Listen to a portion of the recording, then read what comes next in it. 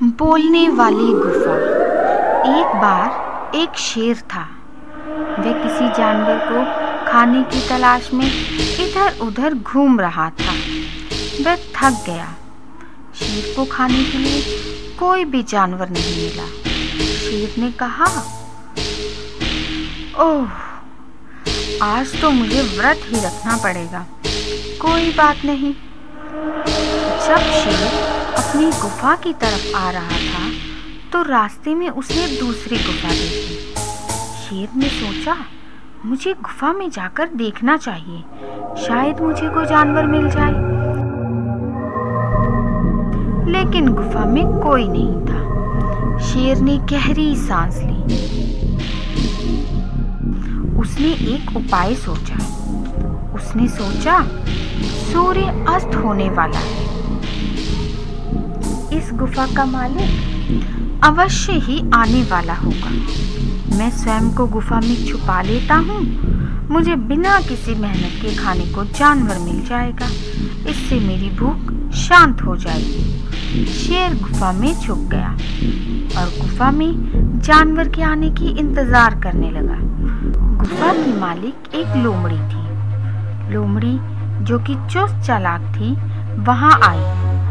उसने ध्यान से किसी के सांस लेने की आवाज सुनी और किसी जानवर की खुशबू सूंघी। लोमड़ी ने जमीन पर कुछ पैरों के निशान भी देखे। लोमड़ी ने आश्चर्यजनक कहा, आह, शेर के पैरों के निशान। लोमड़ी ने सोचा, ये पैरों के निशान गुफा के अंदर तक तो जा रहे हैं, लेकिन बाहर को नहीं आ रहे। इसका मतलब ये है कि शेर गुफा में मेरे प्रवेश करने का इंतजार कर रहा है। ये तो अच्छा हुआ कि मैं देर से नहीं आई। अगर मैं देर से आती तो मैं पैरों के निशान नहीं देख पाती। लोमड़ी ने एक योजना बनाई। उसने कहा, अरे गुफा, अरे गुफा। ये कहकर वे कुछ पलों के लिए शांत हो गई। दोबारा से उसने कहा, अरे गुफा, अरे गुफा, तुम आज कुछ बोल क्यों नहीं रही हो? हर रोज तुम मेरा स्वागत करते हुए कहती हो, स्वागत है मित्र, तुम कैसे हो? शेर ने सोचा, गुफा लोमड़ी का जरूर इसी तरह स्वागत करती होगी। मेरे डर से ये कुछ बोल नहीं रही है। मुझे ही बोलना चाहिए। लोमड़ी ने दोबारा कहा, अरे गुफा, अरे गुफा। शेर ने जवाब दिया, स्वागत है मित्र, तुम कैसे हो? चूंकि शेर की आवाज बहुत भयंकर थी, सारी गुफा उसकी आवाज से गूंज उठी।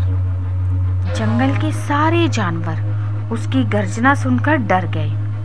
शेर ने सोचा, अब लोमड़ी प्रवेश करे। लेकिन लोमड़ी ने कहा, अरे शेर, क्या कभी गुफा भी बोल सकती है? अलविदा। शेर गुफा से बाहर आया।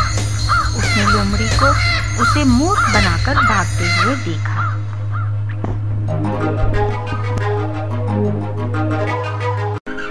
लोमड़ी और ढोल।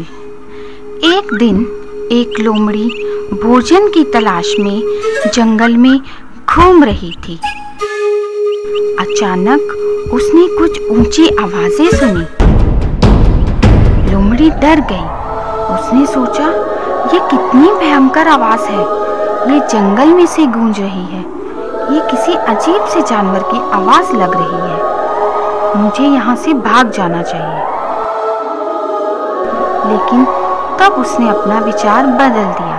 उसने सोचा, अगर मैं जंगल से भाग गई तो मैं भोजन के बिना मर जाऊंगी। मैं स्वयं को छुपा लेती हूँ और देखती हूँ कि ये जानवर कितना बड़ा है। अगर तो ये मांसाहारी जानवर हुआ तब तो ये मुझे नहीं छोड़ेगा। लोमड़ी ध्वनि की दिशा में चल पड़ी।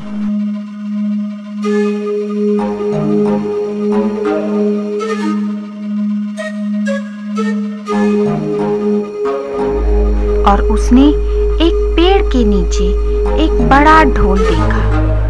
जैसे ही पेड़ की शाखाएं इससे टकराती ये ऊंची ध्वनि पैदा करता। वह ढोल शायद किसी लड़ाई के बाद सैनिक वही भूल गए होंगे। लोमड़ी पेड़ के पीछे छिपकर ये सब देख रही थी। उसने सोचा, यहाँ रहना ठीक नहीं। अगर इस विशाल जानवर ने मुझे देख लिया तो यह मुझे अपने भोजन के लिए मार डालेगा। अब मुझे ये जंगल छोड़कर चले ही जाना चाहिए। लोमड़ी ने दोबारा सोचा, ये जंगल तो मेरा घर है, मैं अपना घर क्यों छोड़ूं? मेरी माँ हमेशा कहती थी कि डर में कभी भी शीघ्र निर्णय मत लो। मुझे इसके पास जाना चाहिए और इसे पास से देखना चाहिए। लोमड़ी ढोल के पास गई। उसने स्वयं से कहा, जैसे ही ये जानवर मुझ पर हमला करेगा मैं यहाँ से भाग जाऊंगी। लेकिन जानवर ने कुछ भी ऐसा नहीं किया। लोमड़ी इसके और पास गई, लेकिन जानवर ने कोई प्रतिक्रिया नहीं की। अब लोमड़ी ने सोचा, मुझे इसे छूना चाहिए।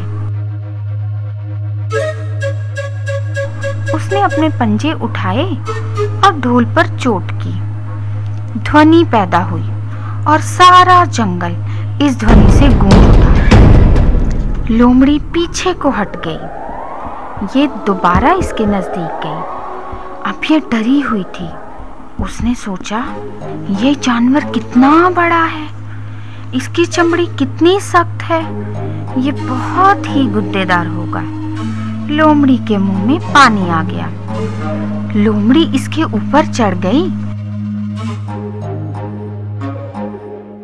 और इसे काटने की कोशिश करने लगी। लेकिन ढोल का चमड़ा इतना सख्त था कि इसे काट पाना बहुत मुश्किल था। लोमड़ी हैरान हो गई। लोमड़ी ने स्वयं से कहा, इतना बड़ा जानवर और इतना असहाय, ये मेरा हमला भी बर्दाश्त नहीं कर सकता।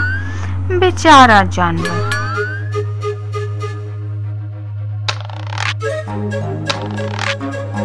लोमड़ी ने इसे काटने की बहुत कोशिश की। उसका दांत टूट गया। उसके मुंह में से खून टपकने लगा। दोबारा से उसने अपनी पूरी ताकत से चमड़े को काटा। ये उसे काटने में सफल हो गई। अब इसे फाड़ना आसान हो गया। लोमड़ी बहुत उत्तेजित थी। वे हैरान थी कि मैंने इसे काटा और फाड़ा, लेकिन कोई खून नहीं। लोमड़ी ढोल के अंदर चली गई। ये खाली था। लोमड़ी ये देखकर निराश हो गई। उसे कुछ खाने को भी नहीं मिला और दांत भी टूट गया। दोबारा से हवा चली, लेकिन अब शाखाओं के ढोल से टकराने पर कोई आवाज पैदा नहीं हुई। लोमड़ी ने स्वयं से कहा, मुझे अपना दांत गंवाने का कोई गम नहीं। मैं खुश हूँ कि मैंने अपना डर गंवा दिया। मैंने उस बड़े जानवर को मार दिया। लोमड़ी अपने आप पर घमंड महसूस कर रही थी। वह अपना ऊंचा सिर उठाकर दोबारा से भोजन की तलाश में घूमने लगी। किसान और सांप। एक बार एक गांव में एक किसान था। किसान की सारी जमीन 3 सालों से पड़ रहे अकाल से सूख चुकी थी। सर्दियों में एक ठंडी शाम में किसान एक पेड़ के नीचे आराम कर रहा था। उसने पास ही एक बिल के पास एक सांप देखा। किसान ने सोचा, ये सांप यहीं रहता है, लेकिन मैंने कभी इसकी पूजा नहीं की। शायद इसी वजह से मेरी जमीन सूख गई है। अब मैं हर रोज सांप की पूजा करूंगा। किसान एक कटोरे में कुछ दूध लेकर आया। उसने उसे बिल के पास रख दिया और कहा, हे सर्प देवता, मैं नहीं जानता था कि तुम यहाँ रहते हो, इसलिए मैंने तुम्हारी पूजा कभी नहीं की। कृपया मुझे क्षमा कर दीजिए, लेकिन अब मैं हर रोज आपकी पूजा करूंगा। किसान ने सांप को दूध पेश किया और अगली सुबह उसे कटोरे में से चमकदार चीज मिली। यह सोने का एक सिक्का था। अब हर रोज किसान सांप को दूध पेश करता और एक सोने का सिक्का प्राप्त करता। एक दिन किसान दूसरे गांव गया था। उसने अपने बेटे को सांप को हर रोज दूध देने के लिए कहा। उस शाम उसका बेटा सांप को दूध देने के लिए गया।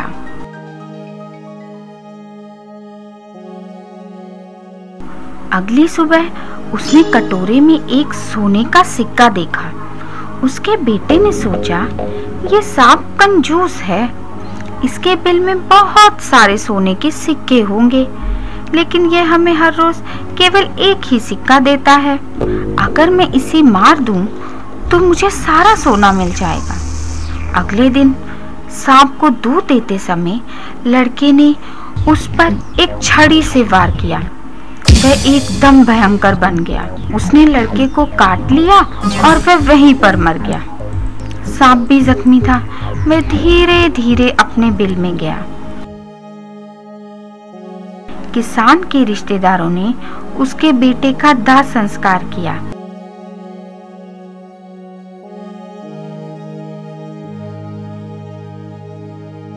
जब किसान लौटा, वह बहुत नाराज हुआ। उसे सांप पर गुस्सा आया।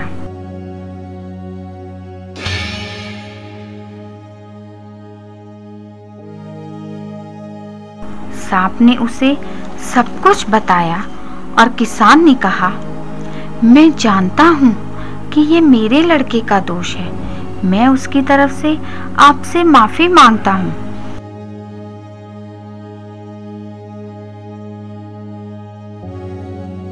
किसान ने उसे कुछ दूध दिया और दोबारा कहा, कृपया मेरे बेटे को माफ कर दीजिए। सांप ने कहा, उन लकड़ियों के ढेर और मेरे सिर को देखो। ये ना तो तुम्हारे बेटे का दोष था और ना ही मेरा। स्थिति ही कुछ ऐसी थी। भाग्य के आगे हम सब असहाय हैं। बंदर और मगरमच्छ। एक बार एक सुंदर झील के किनारे एक जामुन का पेड़ था। एक बंदर उस पेड़ पर रहता था जो कि पके जामुनों से भरा हुआ था। वह अपना सारा समय कूदने और अलग अलग पेड़ों के फल चखने में बिताता था। झील में एक मगरमच्छ रहता था। दोनों पक्के मित्र थे। हर रोज बंदर मगरमच्छ को पके जामुन देता और वह इसे मजे से खाता। वह बहुत से जामुन खाता और कुछ अपनी पत्नी के लिए ले जाता और वह भी जामुन बड़े मजे से खाती। हर रोज वह मीठे जामुनों के लिए मगरमच्छ का इंतजार करती। एक दिन उसकी पत्नी ने सोचा, बंदर हर रोज मीठे जामुन खाता है, इसलिए उसका दिल भी इतना ही मीठा होगा। मेरा तो उसका दिल खाने की तमन्ना है। इसलिए उसने मगरमच्छ से कहा, मैं बंदर का दिल खाना चाहती हूँ। मगरमच्छ ने कहा, ये तुम क्या कह रही हो? बंदर मेरा मित्र है, मैं ऐसा सोच भी कैसे सकता हूँ? उसकी पत्नी को गुस्सा आ गया। उसने कहा, तुम्हारा मित्र तुम्हें मुझसे अधिक प्रिय है। मगरमच्छ ने कहा, ऐसा नहीं है, मैं तुम्हें खुद से ज्यादा चाहता हूँ। मगरमच्छ ने अपनी पत्नी को समझाने की बहुत कोशिश की, लेकिन वह नहीं मानी। उसने कहा, मैं तुमसे बात नहीं करूंगी जब तक तुम मेरे लिए बंदर का दिल नहीं लाओगे। मैं तब तक कुछ नहीं खाऊंगी और पीऊंगी जब तक मुझे बंदर का दिल नहीं मिलेगा। मगरमच्छ उसे नहीं समझा सका। उसने सोचा, मुझे बंदर का दिल लाना ही होगा। वह बंदर की तरफ तैरने लगा और उदास चेहरे से पेड़ के नीचे उसकी इंतजार करने लगा। बंदर ने जामुन तोड़े और मगरमच्छ की तरफ फेंक दिए। उसने कहा, तुम आज देर से क्यों आए हो? मगरमच्छ ने कोई उत्तर नहीं दिया और जामुनों की तरफ देखा भी नहीं। बंदर ने पूछा, क्या समस्या है? तुम उदास क्यों हो?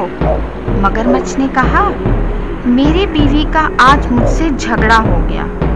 तुम हमेशा मुझे जामुन देते हो, इसलिए वे ये जानना चाहती है कि मैंने तुम्हें कभी दोपहर के खाने पर क्यों नहीं आमंत्रित किया। उसने धमकी दी है कि वह तब तक कुछ भी नहीं खाएगी और पिएगी जब तक कि मैं तुम्हें दोपहर के खाने पर आमंत्रित नहीं करूंगा।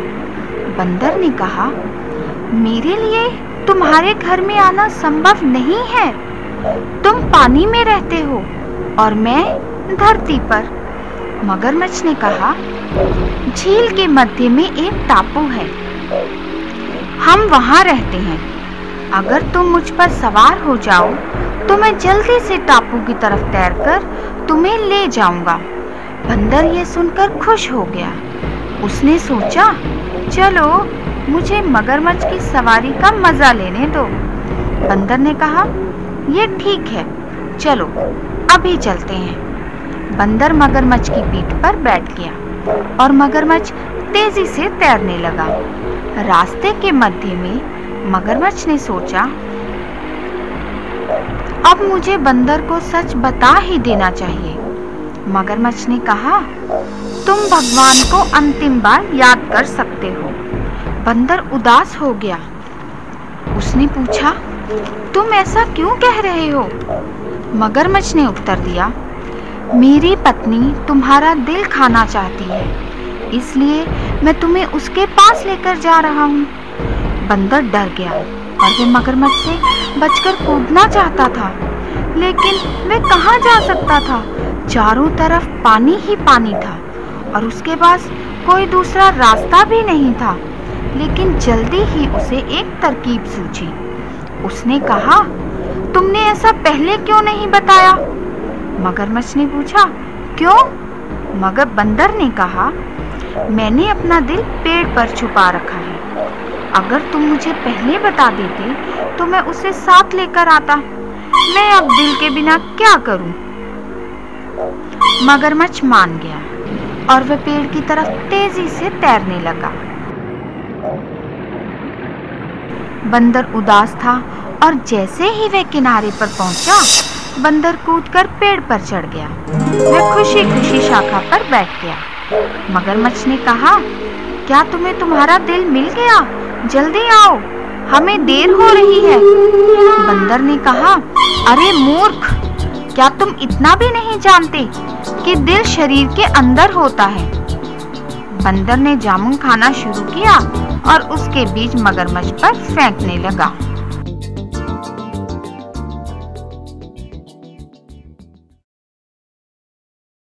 क्या एक उल्लू राजा बन सकता है? एक दिन पक्षियों की एक सभा हुई।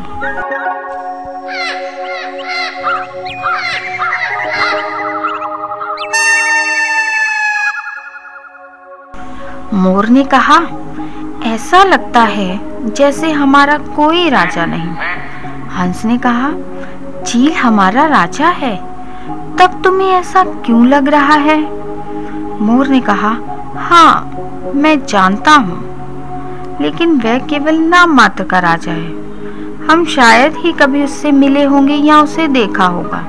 वह अपना ज्यादा समय भगवान विष्णु की सेवा में ही बिताता है। हमारी उससे कोई बात नहीं होती। ऐसे राजा का क्या फायदा? सब पक्षी इस बात से सहमत थे।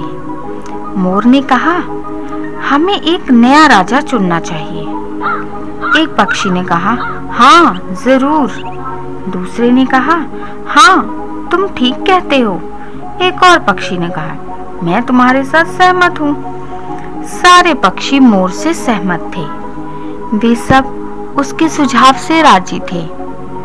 मोर ने कहा, मेरे विचार से उल्लू को अपना नया राजा चुना जाए।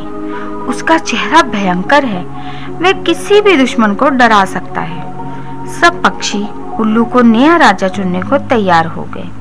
अब ये तय हो चुका था कि उल्लू को नया राजा बनाया जाएगा। एक बड़ा सा ताज बनाया गया और सब नदियों से पानी लाया गया।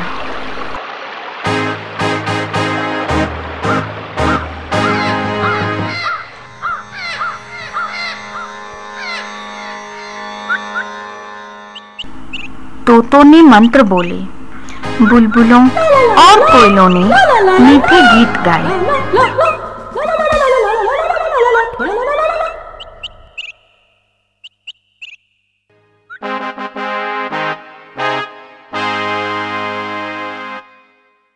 अब उल्लू को ताज पहनाने का समय आ गया।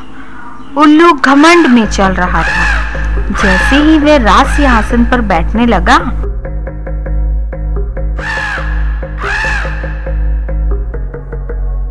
उसने कोई की आवाज सुनी। कौवा कांय कांय कर रहा था।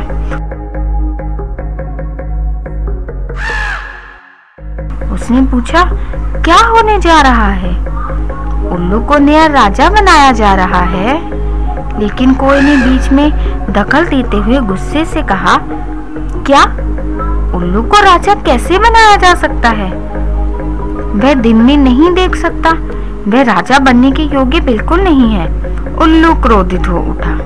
वह कोई को आवाज से पहचान सकता था और उस पर हमला करना चाहता था। लेकिन उसने सोचा, मैं कोई की आवाज की दिशा में उड़कर उस पर हमला कर सकता हूँ, लेकिन चालाक कौवा वहां से उड़ जाएगा। वह मुझ पर अपनी चोंच से प्रहार करेगा, क्योंकि मैं दिन में नहीं देख सकता। उल्लू ने स्वयं से कहा, दूसरी ओर मैं राजा बनने जा रहा हूँ। मेरे लिए क्रोधित होना और स्वयं कोई पर हमला करना उचित नहीं होगा।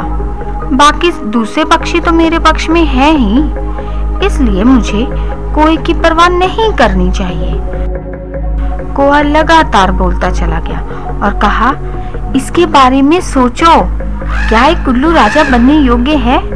उसका चेहरा देखो, उसकी मुड़ी हुई नाक, बड़ी बड़ी आंखें, चौड़ा माथा और ये सब, वह कितना भद्दा लगता है। कोई ने दोबारा कहा, चील हमारा राजा है। वह प्रसिद्ध, प्रभावशाली और सहायक है।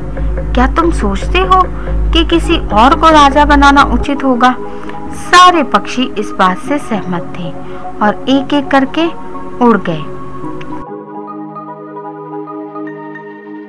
कुछ समय उल्लू के लिए केवल पंखों की आवाज सुनने के लिए रह गई। अब चारों तरफ शांति थी। उल्लू ने सोचा, मेरे राज्याभिषेक का क्या हुआ? चारों तरफ कोई आवाज क्यों नहीं आ रही? उल्लू ने कहा, सब लोग कहाँ हैं? तुम बोल क्यों नहीं रहे हो? कोई ने कहा, सब पक्षी उड़ चुके हैं। उल्लू निराश हो गया। उसने कोई से पूछा, अरे कोई, तुमने ऐसा क्यों किया? तुमने मुझे राजा क्यों नहीं बनने दिया?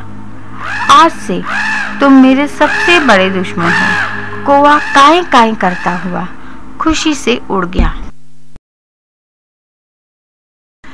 लोमड़ी और भेड़। एक दिन एक लोमड़ी भोजन की तलाश में घूम रही थी। थक हार कर वह बड़ी मुश्किल से गांव की सीमा तक पहुंची। लोमड़ी ने दो भेड़ों को आपस में लड़ते देखा। हर कोई लड़ाई देखना पसंद करता है। लोमड़ी भी दोनों की लड़ाई देखने के लिए उनके नजदीक गई। यह लड़ाई का अंत प्रतीत हो रहा था। दोनों भेड़ें एक दूसरे में अपने सिरों को टक्कर मार रही थी। वे आगे जाती, फिर पीछे आती और फिर एक दूसरे के सिरों से सिर टकराती। लोमड़ी को बहुत मजा आ रहा था। उसने सोचा, अगर ये दोनों भेड़ें इसी तरह लड़ती रही तो अवश्य ही दोनों में से एक तो मर ही जाएगी और मुझे खाने के लिए पर्याप्त भोजन मिल जाएगा। लोमड़ी ये सोच रही थी और दोनों भेड़ें लगातार लड़ रही थी। लोमड़ी ने ताजे खून की खुशबू सूंघी। उसके मुंह में पानी भर आया। अब वे और भी भयंकर तरीके से लड़ने लगी। जमीन पर खून की बूंदें टपक रही थी। लोमड़ी वे ताजा खून चाटना चाहती थी। लोमड़ी दोनों भेड़ों के पास गई। उसने जमीन पर पड़े खून को देखा। उसने सोचा, ताजा खून कितना व्यर्थ जा रहा है, मुझे इसे चाट लेना चाहिए। दोबारा से भेड़ों ने एक दूसरे के सिरों में सिर टकराए। जैसे ही वे टक्कर के बाद पीछे जाती, लोमड़ी वहां आती खून को चाटती और जल्दी से वापस अपनी जगह पर पहुंच जाती। भेड़ों ने आपस में सिर टकरा टकरा कर जमीन पर बहुत सा खून बहा दिया था। दोबारा से लोमड़ी खून चाटने के लिए वहां आई और दोनों भेड़ें आगे को दौड़ी और लोमड़ी के सिर से जा टकराई। लोमड़ी बेहोश होकर गिर पड़ी और मर गई। मरी हुई लोमड़ी को देखकर दोनों भेड़ों ने लड़ाई रोक दी और वहां से चली गई। नहीं, मैं गाऊंगा। एक बार एक गधा गाने का शौकीन था। उसकी आवाज अच्छी नहीं थी और हर कोई उसे गाने से रोकता था, लेकिन वह किसी की नहीं सुनता था। वह हमेशा कहता, नहीं, मैं गाऊंगा। गधा दिन में काम करता और रात को घूमता था, लेकिन उसे सुबह घर लौटना ही पड़ता था। जंगल में घूमते घूमते गधा और लोमड़ी अच्छे दोस्त बन गए। लोमड़ी खुश थी क्योंकि गधा हमेशा खेत की दीवार तोड़ देता और दोनों मजे से ताजे और पके हुए कद्दू खाते। दोनों सुबह को अलग अलग चले जाते। वे हर रात मिलते और खेतों में मजा करते। एक रात गधे ने आकाश की तरफ देखा। उसने कहा, पूरे चांद की तरफ देखो, इसकी चांदनी कितनी प्यारी है, वातावरण कितना सुहावना है, मैं तो गाना चाहता हूँ। लोमड़ी ने कहा, अरे मूर्ख, हम किसी दूसरे के खेतों में घुसकर उसकी फसलें खा रहे हैं। चोरी करते हुए तुम कैसे गा सकते हो? गधे ने कहा, रात को हमें कोई नहीं देखेगा, सब लोग सो रहे हैं, मैं एक अच्छा गाना गाऊंगा। तुम मुझे बताओ कि मुझे क्या गाना चाहिए? लोमड़ी ने गुस्से से कहा, अरे मूर्ख, तुम्हारे पास कोई दिमाग नहीं। अगर तुम गाओगे तो चौकीदार जाग जाएगा, वह जरूर हमें पीटेगा। गाओ मत और मीठे कद्दुओं को खाने का मजा लो। गधे ने कहा, तुम तो एक जंगली जानवर हो, तुम गीत और संगीत के बारे में क्या जानो? अब मैं एक अच्छा गीत गाऊंगा, मेरा गीत सुनना और मेरी आवाज की तुलना मीठे कद्दुओं से करना। लोमड़ी ने कहा, तुम्हें गाना है तो गाओ, लेकिन मुझे इस खेत से जाने दो। मैं चौकीदार पर नजर रखूंगी। तब तक तुम गाना शुरू मत करना, जब तक मैं बाहर ना चली जाऊं। लोमड़ी खेत से चली गई। गधा ऊंची आवाज में गाने लगा, आहा, ओहो। चौकीदार जाग गया और वह अपने हाथ में छड़ी लेकर गुस्से में खेत की ओर दौड़ा। उसने गधे को पकड़ा, पीटा और गधा जमीन पर गिर पड़ा। चौकीदार ने उसके गले में एक लकड़ी का फ्रेम डाला और उसे बहुत बुरी तरह पीटा। गधा दर्द से करा रहा था और कुछ समय बाद वह उठा और खेत से बाहर चला गया। लोमड़ी ये सब देख रही थी।